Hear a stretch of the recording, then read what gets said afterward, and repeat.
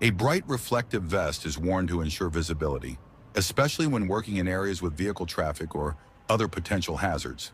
This is a standard requirement in many work environments, including they also provide good traction, especially when working on rooftops or uneven ground.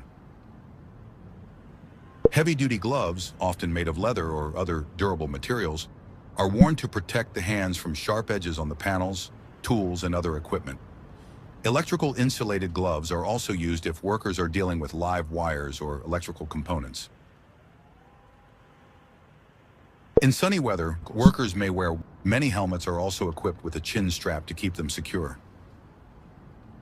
If working with noisy equipment, e.g. power tools, earplugs or earmuffs are used to protect against hearing damage.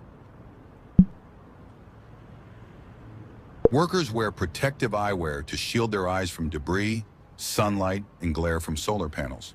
Some goggles also offer UV protection. When installing panels in dusty or potentially hazardous environments, like older rooftops or areas with asbestos, workers may wear dust masks or respirators. Is a piece that shields a welder's face and eyes from the harmful light, radiation, and sparks produced during welding.